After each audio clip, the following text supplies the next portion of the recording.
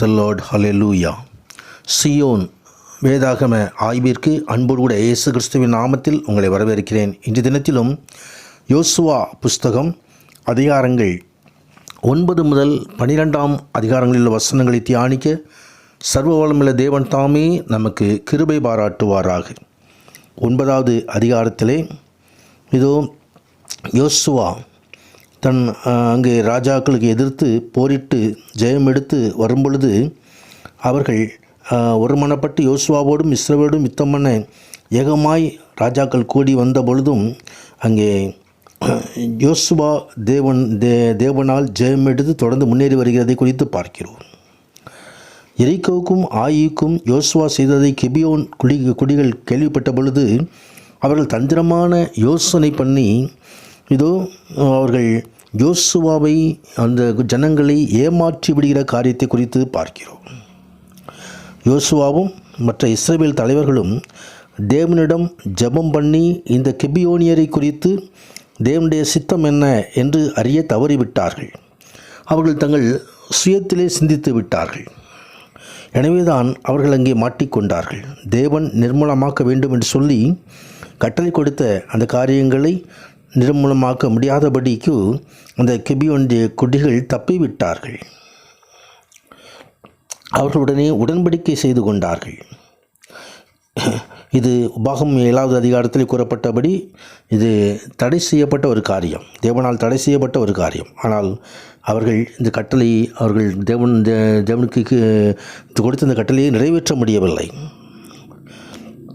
நம்முடைய வாழ்க்கையில் எடுக்கப்படும் எல்லா தீர்மானங்களிலும் தேவனுடைய சித்தத்தின்படி அவருடைய ஞானத்திற்காகவும் வழிநடத்துதலுக்காகவும் நாம் காத்திருக்க வேண்டும், ஜெபிக்க வேண்டும்.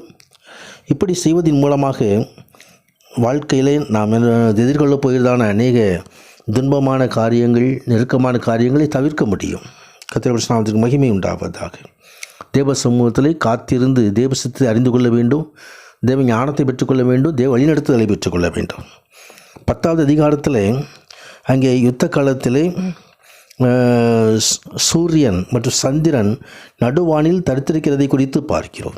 கர்த்தர் எமோரியரை இஸ்ரவேல் புத்திரருக்கு முன்பாக ஒப்புக்கொடுக்கிற நாளிலே யோசுவா கர்த்தரை நோக்கி பேசி, பின்பு இஸ்ரவேலின் கண்களுக்கு முன்பதாக சூரியனே நீ கிபியோன் மேலும், சந்திரனே நீ ஆயலோன் பள்ளத்தாக்கின் மேலும் தரித்து நெல்லுங்கள் என்றார்.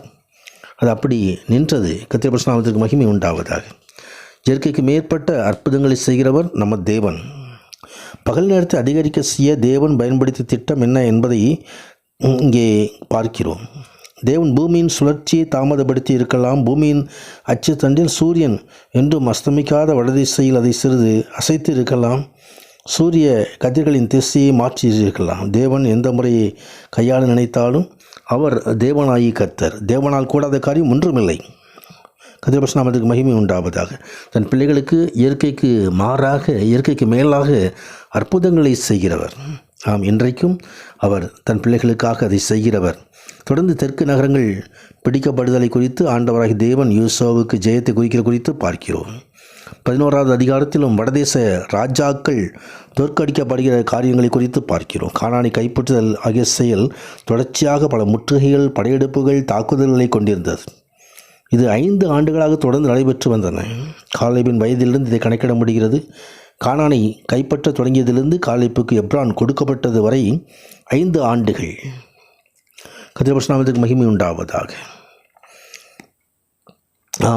தேவனாய் கர்த்தர் கூட இருப்பாரானால் எல்லாவற்றையும் நமக்கு ஜெயமாக நடத்தி தருவார். 12வது அதிகாரத்தில் தோற்கடிக்கப்பட்ட ராஜாக்களின் பட்டியல் கொடுக்கப்பட்டிருக்கிறது. யோசுவாவை கொண்டு ஆண்டவர் ஜெயம் எடுத்தார். கர்த்தருடைய நாமத்திற்கு மகிமை உண்டாவதாக. அது தேவன் நமக்கும் ஜெயக்கொடியேற்றுகிற யெகோவா நிஸ்ஸி நம்மோடு இருக்கிறார். சத்துருடைய எல்லா காரியங்களும் மடங்கடித்து நமக்கு எதிராக எடுக்கப்படும் எந்த ஆயுதங்களையும் வாய்க்காதே போக பண்ணி அவர்தாமே நமக்கு முன்பாக யுத்தங்களை நடத்துகிறவர், நமக்காக ஜெயம் எடுக்கிறவர், ஜெயக்கொடி ஏற்றுகிறவர். இதனாலும் தானியலுடைய காரியங்கள் எல்லாம் ஜெயமாக இருந்தது போல கர்த்தருடைய பிள்ளைகளுடைய காரியங்களை ஜெயமாக மாற்றுவாராக. எல்லா சத்துடைய கிரிகளும் பிள்ளைகளுக்கு எதிராக எடுக்கப்படுதான எல்லா சத்துடைய கிரிகளும் பிள்ளைகளுடைய வாழ்க்கையில் நெருக்கங்களை, துன்பங்களை, பலகீனங்களை கொண்டு வர எல்லா கிரிகளும் இயேசுவின் நாமத்திலே எல்லாம் நீங்கி போவதாக, ஜெயம் உண்டாவதாக. ஜெயத்தை சுதந்திரத்துக் கொள்வோம். கர்த்தர் நாமத்தை மகிமைப்படுத்துவோம். உன்னதமான தேவன் கூட இருப்பாராக. ஆமேன், ஆமேன்.